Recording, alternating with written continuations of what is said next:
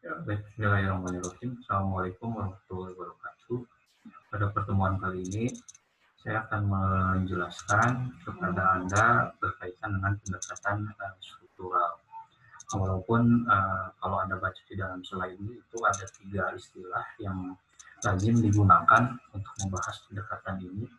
Jadi nanti ada juga yang nantinya menggunakan uh, istilahnya itu dengan istilah formalism, lalu berikutnya ada istilah strukturalism dan juga neutralism. Nah, sebetulnya pada intinya sama-sama saja ya, namun nanti ada beberapa pengembangan yang berbeda kenapa nantinya perbedaan-perbedaan tersebut nanti muncul.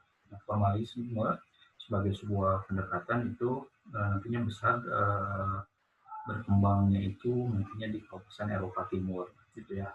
Nah, sementara nantinya lari ke barat, tepatnya di Prancis, nanti istilahnya itu berubah menjadi strukturalisme atau nantinya lazim biasa kita temukan dalam pembahasan tentang linguistik gitu ya, bahwa nanti Ferdinand de Saussure mengembangkan apa yang disebut dengan strukturalisme.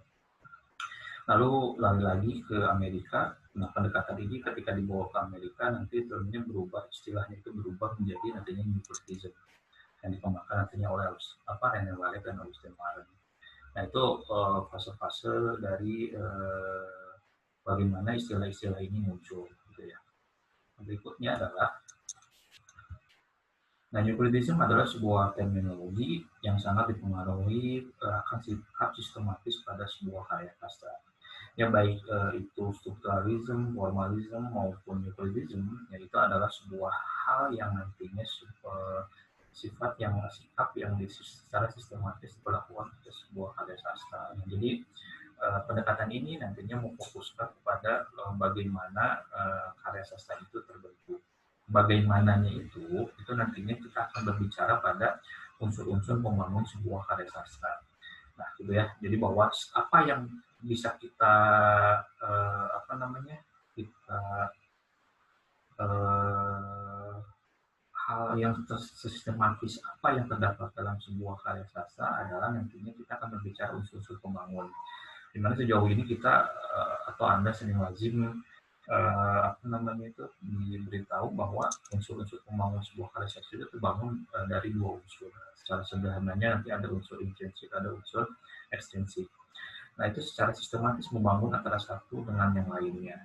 Nah, pengaruh Newportism itu berawal pada tahun 1930-an. Nah, pada zaman ini terjadi sebuah tren bahwa apresiasi sastra itu nantinya menggunakan close reading atau careful reading. Atau secara sederhananya berupa interpretasi subjektif pembaca terhadap sebuah teks.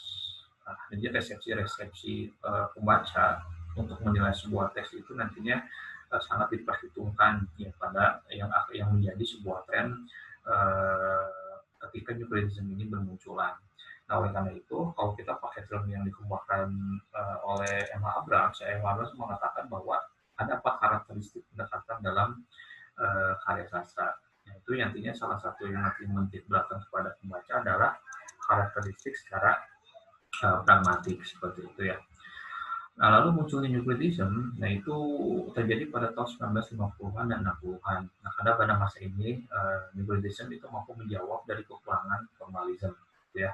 Jadi Newportism itu menggali sebuah kekuatan struktur karya. Nah, bagi perkembangan literatur Amerika, Newportism adalah upaya pembaharuan yang sistematis dari pihak formalis yang ingin berkembang. Nah, jadi pengembangan-pengembangan itu nantinya akan muncul di mana bahwa tidak hanya nantinya analisisnya berfokus pada unsur-unsur intrinsik aja seperti nantinya unsur pembangun sebuah teks puisi, prosa, dan drama. Tapi nanti lebih menitik beratkan pada bagaimana hal-hal lain yang di luar konteks sastra itu nantinya coba dianalisis. Nah, oleh karena itu nanti pengembangannya itu tidak serta-merta nantinya sebuah analisis secara tekstual saja. Nanti muncul beberapa pendekatan seperti misalkan sosiologi sastra, kritik sastra feminis, kritik sastra marxis, lalu dan yang lain-lainnya yang nanti merupakan bagian dari pelengkap pembahasan atau analisis berupa analisis sebuah tekstual. Nah, munculnya New Criticism itu dipicu oleh ketidakpuasan atas pemikiran formalisme yang terlalu mengagungkan bahasa sebagai pemikat sebuah teks. Nah, tokoh terkenalnya itu Austen Welek dan juga René Welek dan Austen Warren. Di mana dalam buku yang mereka tulis, Theory of Literature, itu dijelaskan bagaimana antara unsur pembangun secara intrinsik dan estetik itu selalu nantinya berkelindan dalam sebuah analisis sebuah karya sastra gitu ya. Walaupun di beberapa bagian nantinya secara analisis tekstual saja sebetulnya sudah menjawab beberapa permasalahan tanpa harus nantinya membahas lagi unsur-unsur esensial yang ada di luar konteks sastranya seperti itu. Nah, salah satu pendapat tentang empiricism bahwa sastra sifatnya tidak harus imitatif atau mimetik terhadap kehidupan real, dan sastra bukanlah sekedar cakupan keadaan sosial. Sebab sastra bukanlah ilmu sosiologi atau politik, nah sastra berada pada justifikasi pribadinya sendiri dan tujuan diciptakannya sastra itu sendiri. Nah, oleh karena itu, pendapat inilah yang semakin menguatkan bahwa hal-hal lain yang di luar konteks sastra sebagai sebuah teks itu tidak dipentingkan dalam penelitian New Criticism ini atau dalam analisis New Criticism ini. Gitu ya. Kenapa? Karena seperti tadi yang sudah dijelaskan bahwa eh, apa namanya ya ada sebuah hak otonom yang dimiliki dalam sebuah teks sastra tersebut. Jadi biarkan nantinya pembaca memahami dari apa yang teks itu berikan. Nah, oleh karena itu, unsur-unsur pembangun sebuah teks secara implisit itu sangat dipentingkan dalam pendekatan ini. Dan Euclidean juga adalah sebuah pendekatan seperti formalisme, sebab berusaha untuk mendapatkan maksud dari gejala bahasa, bentuk bahasa, dan terutama demi terbongkarnya sebuah struktur teks. Jadi balik lagi seperti yang saya jelaskan bahwa pendekatan ini akan berfokus kepada analisis yang sifatnya tekstual. Jadi unsur-unsur pembangun secara intrinsik itu yang dibahas tanpa nantinya memindahkan hal lain di luar uh, yang sifatnya tekstual tersebut. Nah, jadi ada dua tokoh populer yang menyuarakan dua hal penting dalam studi Buddhism ini. Jadi nantinya dia berpendapat bahwa ada extrinsic approach, ya, pendekatan secara ekstrinsik, yaitu pusat dari pendekatan pada hal yang informatif, yaitu sudut pandang di luar teks sastra, misalkan The Lesson, karya UNESCO dipandang dalam gejala penggunaan bahasa selain masa tersebut. Dan diantaranya misalkan ada konteks sosial, lalu berikutnya hubungan pengarang dengan karya dan sesuai dengan kenyataan di zaman terkini, atau lazimnya kita menyebutnya dengan pendekatan sosiologi sastra gitu ya. Nah, jadi nanti yang kedua ada intrinsic approach atau yang tadi saya sebutkan sebagai pendekatan intrinsik, yaitu memfokuskan pada pendekatan terhadap teks sastra itu sendiri. Nah, jadi pendekatan intrinsik ini mampu mengetahui spesial karakter dari bahasa karya. Misalkan salah satu contoh puisi yang memiliki kekuatan signifikan di balik rangkaian katanya dapat diuraikan oleh pendekatan intrinsik ini. Nah, makanya dalam konteks nantinya kajian puisi, Anda akan banyak menemukan bahwa bagaimana diksi digunakan, dan bagaimana pengembangan nantinya penggunaan rima sebagai sarana estetiknya, lalu gaya bahasa, lalu berikutnya kita berbicara majas dan yang lain seperti itu sebagai bagian dari gaya bahasa itu dibahas sebagai bagian dari pendekatan linguistik. Begitu pula dalam sebuah kajian prosa, ya, nanti kan ada beberapa unsur pembangun sebuah teks prosa seperti misalkan ada lazimnya kita mengenal ada plot atau alur dan pengaduran, tokoh penokohan, tema, lalu nanti ada latar, dan juga nanti yang tak kalah penting adalah ada point of view atau sudut pandang pengarang. Nah, itu nantinya dibahas dengan menggunakan pendekatan secara prinsip. Jadi unsur-unsur pembangun yang akan dianalisis itu nantinya secara tekstual. Nah, sebagai sebuah penutup bahwa karya sastra dapat terungkap ke dalam maksud atau tujuan variasi oleh Euclidean, sehingga hal yang sekitar itu disembunyikan oleh pengarang dapat terinterpretasi melalui sistematika teks di dalam atau ada di luarnya. Jadi Euclidean ini lebih utamanya itu menegaskan peran bahasa dalam struktur karya. Nah, jadi fokus dari pendekatan New Realism atau struktural ini nanti kita akan berbicara bagaimana peranti-peranti pendekatan strukturalisme ini yang awalnya itu dijadikan sebagai sebuah analisis bahasa, itu nantinya bisa kita lakukan atau kita gunakan dalam sebuah analisis sastra, di mana nantinya Anda perlu paham atau saya perlu mengulang kembali bahwa ya sastra itu bagian dari apa yang kita sebut sebagai ya seni yang estetik yang mediumnya itu menggunakan bahasa. Nah, oleh karena itu pendekatan ini akan cocok nantinya digunakan sebagai pendekatan yang apa namanya memfokuskan dirinya kepada analisis yang sifatnya tekstual atau unsur-unsur intrinsik yang membangun sebuah teks tersebut. Ya. Nah, bagaimana pendekatan struktural itu nantinya diterapkan, gitu ya? Nanti ada dua dua pendapat yang akan berkaitan dengan eh, secara fungsional, secara fungsi utama. Lalu berikutnya adalah dengan menggunakan skema akan. Saya ingin mencontohkan langsung dari apa yang sudah pernah saya tulis ya di bawah 4 skripsi saya, karena saya membahas tentang novel Gadis Pantai, sebuah novel. Jadi Anda perlu perhatikan dengan baik bahwa dalam analisis alur, gitu, kita bisa melihat seperti yang terlihat di dalam presentasi ini bahwa yang saya bahas itu adalah novel Gadis Pantai. Jadi penulis melakukan analisis fungsi utama. Fungsi utama adalah sebagai berikut. Jadi cerita tersebut nantinya dirinci secara terperinci menjadi sebuah kalimat-kalimat yang menunjukkan itu satu fungsi. Ya. Dalam satu fungsi utama itu nantinya bisa berupa satu kalimat dari si teks tersebut, atau bisa nantinya dalam satu paragraf bisa menjadi satu fungsi utama, lalu berikutnya bisa juga nanti beberapa paragraf bisa menjadi satu fungsi utama yang untuk dibuatkan secara ringkas berupa draft-draft fungsi utama seperti ini. Kalau lazimnya biasanya kalau kita menulis itu selalu diajarkan membuat kerangka karangan yang dimulai dari kerangka pertama, nanti hubungannya apa dengan kerangka yang kedua gitu kan ya, nanti akan selalu nantinya berkaitan sehingga nanti ketika kita tulis rujukan dari kerangka yang kita buat itu nantinya akan membangun sebuah cerita. Nah, sama juga seperti fungsi utama. Nah, jadi ini dari novel yang kira-kira 400 sampai 500 halaman gitu ya, saya menemukan fungsi utamanya itu sampai dengan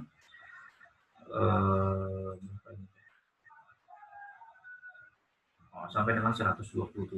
Jadi setelah nantinya novel itu dirinci-rinci menjadi sebuah fungsi utama, lalu berikutnya dideskripsikan dari rincian-rincian berdasarkan fungsi utama tersebut. Nah, kata kuncinya itu adalah yang menggerakkan atau yang mengawali cerita tersebut adalah apa, sehingga lalu berikutnya saling berhubungan untuk menunjukkan bagaimana alur tersebut disajikan. Nah, dari sinilah kita mengenal nanti ada konsep analisis alur dan pengaluran, gitu ya. Jadi kalau alur itu rangkaian peristiwa yang memiliki hubungan kausalitas, sedangkan kalau pengaluran itu bagaimana alur tersebut disajikan bisa maju atau mundur seperti itu. Nah, setelah dideskripsikan, itu jangan lupa nantinya kalau dengan cara seperti ini, itu lazimnya itu dibuat sebuah bentuk bagan.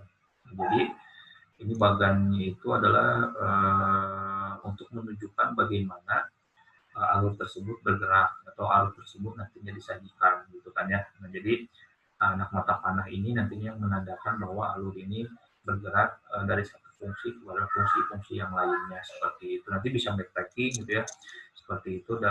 Dan juga nantinya ada yang maju dan juga yang mundur itu nanti ditentukan berdasarkan lihat anak mata panahnya merujuk kemana, ya, yang merujuk nantinya ke beberapa fungsi-fungsi yang sudah kita rinci tersebut. Nah, itu untuk alur dan pengaluran. Sementara kalau untuk tokoh penokohan, saya kira intinya itu ada di tiga unsur yang harus dicari secara tiga dimensional, yaitu unsur secara fisiologis, yaitu gambaran fisik. Lalu nanti ada unsur secara psikologis, gambaran sifat dan lain seperti itu. Lalu berikutnya gambaran sosiologis. Jadi ada fisiologis, ada psikologis, dan juga ada sosiologis, bagaimana peran dia di dalam cerita secara sosiologis seperti itu. Misalkan saya kasih contoh, terdapat beberapa tokoh dalam novel Gadis Pantai, seperti misalkan ada tokoh Gadis Pantai atau nama lainnya itu disebutnya dalam cerita sebagai Mas Nganten. Kita fokus pada kutipannya. Anda bisa lihat di sini ada kutipannya, gitu ya. 14 tahun umurnya waktu itu, kuning langsat, tubuh kecil, mungil, mata agak sipit, hidung ala kandarnya, dan jadilah ia bunga kampung melayan sepenggal pantai Karasidenan di Palembang. Nah, dari kutipan ini kita bisa melihat bahwa setidaknya ada dua unsur tadi yang dianalisis. Pertama tadi seperti yang saya jelaskan, ada gambaran fisik. Jadi kalau Anda lihat ya di kutipan ini itu ada gambaran fisik si tokohnya, ya bahwa diceritakan bahwa kuning langsat, tubuhnya kecil mungil, mata agak sipit, hidung ala kanannya itu berupa gambaran fisik yang secara tersurat bisa kita lihat atau bisa kita baca seperti itu. Nah, lalu berikutnya yang tak kalah penting, kalau Anda bisa melihatnya di kalimat terakhir, misalkan, dan jadilah ia bunga kampung nelayan, sepenggal pantai Karasidenan di Palembang. Ini menunjukkan apa? Jadi ya bunga, seperti idiom untuk bunga desa gitu. Jadi ya secara sosial dia itu yang paling cantik atau yang paling dikagumi di seputaran desanya. Nah itu menunjukkan bahwa secara peran dia di dalam cerita gitu kan ya. Jadi secara gambaran fisiknya jelas itu kan, tadi ada gambaran kuning masa dan lain seperti itu. Nah ada gambaran secara sosiologis peran dia dalam cerita itu sebagai apa gitu kan, seperti itu. Nah dari sinilah kita bisa melihat bahwa dua unsur itu terpenuhi dari satu kutipan tersebut. Ya, lalu muncul pertanyaan, kalau yang sifatnya itu bagaimana, yang gambaran psikologisnya gitu kan ya. Nah, saya kira di antara tiga ini itu nggak mesti nantinya ada. Kalau tiga-tiganya muncul itu lebih baik ya, tapi saya kira kalau untuk dalam konteks nantinya tiga itu nantinya kan harus 2 berbanding 1 gitu ya.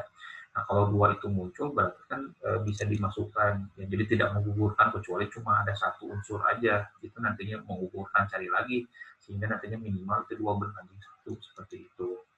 Nah, eh, yang sangat penting adalah yang perlu Anda ingat adalah untuk membedakan tulisan Anda dengan kutipan itu kita nanti mainnya itu line spacing gitu ya. Jadi nanti tulisan Anda ditulisnya dalam menggunakan line spacingnya itu 1,5, sedangkan nanti kutipannya itu adalah line spacingnya adalah 1 atau single seperti itu ya.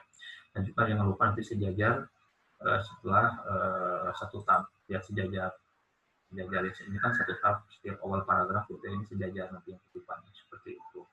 Nah begitu saya kira ini untuk analisis tokoh dan penokohan. Jadi makanya sama, misalkan kita lihat salah satu contoh lagi, ini ada tokoh Bendoro. Nah lihat di tokoh Bendoro ini saya mengutipnya seperti ini, waktu Bendoro terlelap tidur dengan kepalanya lengannya, ia mencoba mengamati wajahnya, begitu langsat pikirnya orang mulia, pikirnya dan seperti itu sampai dengan seperti si Adik. Nah kalau kita lihat di dalam kutipan ini itu setidaknya ada 3 unsur tadi. Pertama misalkan ada gambaran fisik, Anda bisa melihat bahwa langsat gitu kan ya, terlelap tidur dengan kepala dan lengannya, ia mencoba mengamati wajahnya, begitu langsat pikirnya. Dalam artian apa namanya, dia tidak pernah berpikir bukan, dia tidak pernah bekerja yang sifatnya itu mengandalkan otot gitu kan ya. Dalam artian kita bisa melihat bahwa tubuhnya itu bersih, atau misalkan dia tidak pernah bersentuhan dengan yang sifat-sifatnya pekerjaan kasar gitu kan ya, seperti itu, sehingga kulitnya dan selalu tersapu selingan muda, itu gambar-gambaran secara fisik. Lalu ada kata orang mulia, pikirnya tak perlu terlentang. Nah ini kan itu menandakan bahwa sifat, seperti itu menandakan artinya sifat, dan lalu berikutnya yang menandakan peran psikologisnya, gitu kan, peran secara sosiologisnya, bahwa dia merupakan seorang pembesar dan lain seperti itu. Nah jadi ini secara gambaran tokoh dan penokohan yang harus Anda cari dengan memunculkan yang tadi ketiga dimensional itu, secara fisiologis, secara sosiologis, dan juga secara psikologis seperti itu. Yang lainnya adalah berkaitan dengan latar. Nah, jangan lupa latar tersebut itu dibagi ke dalam 2 bagian ya. Tidak-tidaknya walaupun nanti di beberapa literatur Anda akan menemukan misalkan ada latar suasana. Nah sementara kita cukup mencarinya dengan 2 latar, itu ada latar tempat dan juga ada latar waktu gitu ya. Nah jadi nanti dalam konteks latar tempat itu akan dengan mudah Anda akan menemukannya seperti itu, baik secara tersurat maupun nantinya secara tersirat, seperti misalkan contoh dalam kutipan ini gitu kan ya. Misalkan saya mengutip seperti ini, mereka melaluinya kemudian masuk ke ruangan yang panjang, saking panjangnya ruangan itu tampak seakan sempit, beberapa kursi dan lain-lain seperti itu bisa Anda baca. Ini menandakan sebuah tempat sebuah ruangan. Jadi kalau kita baca secara utuh teksnya itu kita bisa menduga bisa memaknai secara tersirat adalah sebuah ruang tamu itu di mana diletakkan ada di depan sebuah di rangkaian depan sebuah rumah seperti itu. Begitupun nanti ada yang menandakan dan yang lain seperti itu. Nah, berikutnya nanti ada latar waktu. Jadi nanti bisa kita lihat juga di sini. Nah, seperti misalkan contohnya seperti dalam kutipan ini yang menunjukkan jalan-jalan seorang diri di sore hari. Nah, kan ini secara tersurat akan mudah Anda menemukan bahwa ini latarnya sore hari. Lalu berikutnya ada kata misalkan ada frase saban pagi. Kan itu kan waktunya pagi menjelaskan keadaan seperti itu yang dapat dengan mudah Anda temukan dalam sebuah analisis seperti itu. Tema seperti layaknya sebagai sebuah topik dalam sebuah cerita, nanti Anda tinggal cari kira-kira temanya itu apa gitu ya. Nah, nanti pikiran atau pendapat yang ada dalam sebuah karya sastra yang berperan untuk melayani visi seperti itu. Lalu berikutnya, kalau dalam konteks nantinya analisis penceritaan atau sudut pandang pengarang, kita akan melihat bahwa kehadiran pencerita sebagai pencerita intern atau pencerita ekstern. Jadi kalau pencerita intern itu nanti pengarang hadir di dalam cerita. Ya, dia biasanya kata kuncinya itu menggunakan kata ganti orang pertama. Itu bisa menggunakan saya atau aku. Nah, sementara kalau pengarang tidak hadir dalam cerita, tapi dia hanya menggerakkan ceritanya sebagai narator, biasanya kalau tidak menggunakan kata ganti orang ketiga jamak, dia akan menggunakan nantinya nama-nama tokoh gitu ya.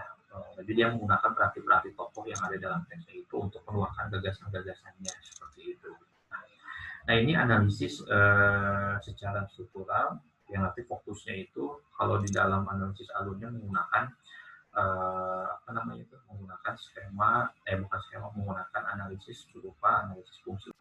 Nah, berikutnya bagaimana kalau analisis struktural ini menggunakan skema aktan, menggunakan skema aktan. Nah, jadi kalau tadi menggunakan fungsi utama, kita fokusnya di wilayah alur dan pengaluran ya.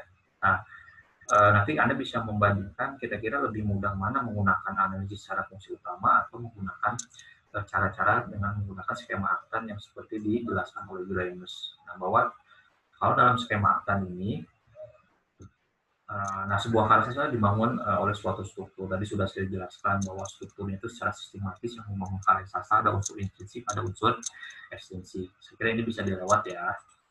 Nah, lalu berikutnya,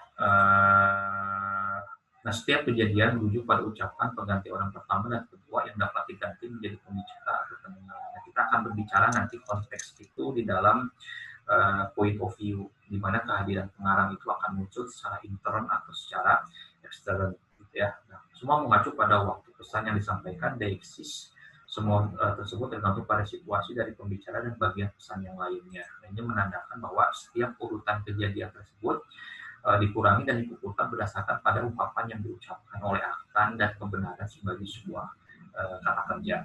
Nah, aktan itu sebagai sebuah komponen atau sekelompok orang akan menjadi salah satu dari 6 perbedaan peran. Jadi yang dicari itu nanti dalam bentuk skema aktan itu adalah nanti ada subjek, tentunya nanti ada objek, karena nanti ada subjek, tentunya ada objek. Lalu berikutnya ada yang pengirim, ya, penerima, penentang, dan penolong. Nanti ini akan Anda cari struktur aktansial berdasarkan pendapat Grimes itu nanti akan seperti ini. Coba kalau dipahami nanti lihat bagaimana anak mata panahnya gitu ya. Ada subjek yang mencari objek, lalu berikutnya kira-kira kenapa subjek itu harus mencari objek tersebut. Nah, itu berarti kan ada pengirim, ya ada muatan gitu kan, ada nantinya misi yang ingin dia kejar objek tersebut. Nah, nanti siapa yang penerimanya gitu kan, siapa yang menerimanya, yang sebagian nantinya biasanya berbarengan atau sama seperti objeknya. Nah, dalam mencapai tujuan tersebut ya, nanti subjek itu bisa mendapatkan hadangan, bisa juga mendapat pertolongan. Nah, itu nanti fungsinya dari oponen gitu ya, penghalang, juga nantinya dari pembantu, penolong atau helper tersebut. Jadi Anda lihat bagaimana alurnya tersebut. Jadi kalau oposan dan helper itu, oponen dan helper itu artinya saling menuju kepada subjek mata panah. Itu menandakan apa? Satu sisi dia nantinya dibantu, satu sisi juga ada penolakan. Tapi kalau Anda lihat sender gitu kan ya, dan bagaimana penerimaan itu satu alur. Itu kan yang menandakan bahwa subjek itu nantinya ada latar belakang, ya untuk mendapatkan objek, dan objeknya itu siapa, itu selalu berkelindan menjadi satu alur seperti itu. Nah, sender adalah seseorang yang menjadi sumber ide dan fungsi sebagai penggerak cerita. Dialah yang menimbulkan keinginan bagi subjek untuk mencapai objek. Nah, jadi objek itu adalah seorang atau seseorang yang diinginkan dicari dan diburu oleh pahlawan atas ide si sebagai sender. Subjek adalah seorang atau sesuatu yang ditugasi oleh pengirim untuk mendapatkan objek. Lalu helper adalah seseorang atau sesuatu yang membantu atau mempermudah usaha dalam mencapai objek. Dan oponen adalah seseorang atau sesuatu yang mengalami usaha mencari objek. Sedangkan receiver adalah seorang yang menerima objek hasil dari sebuah subjek tersebut. Nah, jadi itu secara sederhananya. Jadi kalau misalkan saya kasih sebuah analogi dalam cerita, misalkan dalam konteks cerita Sampuriang dan Dayang Sumbi, itu yang paling mudah ya. Terlepas dari berbagai macam versi yang melatar belakangi cerita itu, nanti kan kita bisa memulainya dari bagaimana kalau kita dilihat dari sudut pandang Sampuriang sebagai sebuah subjek, dan yang ingin dia cari itu sebagai objeknya apa gitu kan ya. Sebagai objek itu apa? Jadi saya subjeknya itu Sampuriang, sedangkan objeknya itu kan nantinya cerita Dayang Sumbi, karena kan dia dalam cerita tersebut menginginkan Dayang Sumbi, karena dia nggak tahu bahwa Dayang Sumbi itu adalah ibunya, jadi ibu kandungnya. Nah, sementara sendernya itu, muatan-muatan yang dia ingin mencapai objek tersebut adalah sebuah kisah cinta. Receivernya atau penerimanya bisa kita tempatkan di sini adalah Dayang Sumbi. Nah kan dalam cerita kemudian dibangun bahwa Dayang Sumbi itu nantinya membuat sebuah syarat. Boleh gitu kan, kamu menikahi saya asal kamu bisa membendung Sungai Citarum dalam satu hari satu malam seperti itu. Kemudian disetujui, dirasa dia sanggup. Lalu kan dalam cerita kemudian dibangun bahwa kalau secara pribadi sendiri dia tidak sanggup membangunnya, tapi kemudian ada pembantu gitu kan ya, ada nantinya pembantu yang membantu Sampuriang untuk mewujudkan rasa cinta itu dalam bentuk nantinya ada semacam jin gitu kan, setan, iblis dan lain seperti itu yang memungkinkan dia bisa membentuk sungai Citarum tersebut. Lalu berikutnya ada oposan gitu kan ya, ada yang mencoba menggagalkannya, dan pada cerita tersebut dengan kemudian kita mengenal bahwa cerita tersebut akhirnya gagal. Karena apa? Kan nantinya ada yang sebenarnya dibantu, selain nanti ada kekuatan ilahi yang menggagalkan hal tersebut, juga ada pembantu-pembantu dari Dayang Sumbi tersebut yang mencoba nantinya menggagalkan kegiatan membentuk Sungai Citarum yang dilakukan oleh Sampuriang tersebut. Nah, ini dalam satu skema akta. Tapi kan muncul pertanyaan, kan cerita itu tidak dibangun dalam satu skema aja, dalam satu akta saja. Kalau tadi dari sudut pandang Sampuriang, bisa juga kalau misalkan logikanya kita balik, yang menjadi subjek itu Dayang Sumbi gitu ya, yang melihat artinya bagaimana usaha yang dilakukan oleh Sampuriang tersebut. Dalam artian apa? Jadi kalau tadi secara fungsi utama itu dirinci gitu kan ya, berdasarkan fungsi dalam sebuah kerangka, begitupun nantinya secara struktur aktan ini. Jadi dalam satu cerita memungkinkan nantinya lebih dari satu struktur seperti itu. Nah, oleh karena itu kalau misalkan ditanya kira-kira ada berapa struktur yang harus saya buat ya, dalam satu cerpen aja misalkan seperti itu, saya tidak bisa mengatakan harus berapanya. Yang pastinya sih itu nanti akan lebih dari satu.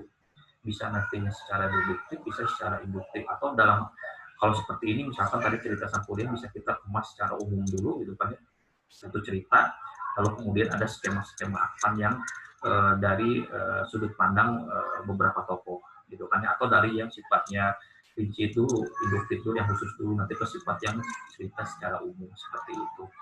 Nah, saya kira itu yang bisa saya sampaikan berkaitan dengan analisis secara struktural gitu ya, yang secara aplikasinya nanti bisa Anda gunakan menggunakan cara-cara fungsi utama dan juga nantinya cara-cara secara skema aktan seperti itu ya. Terima kasih. Oke, pada pertemuan berikutnya kita akan membahas atau fokus pada pembahasan tentang pendekatan sosiologi sastra, sosiokultural atau sosiologi sastra seperti itu. Kalau ada pertanyaan nanti bisa lanjut di WA group. Terima kasih. Assalamualaikum warahmatullahi wabarakatuh.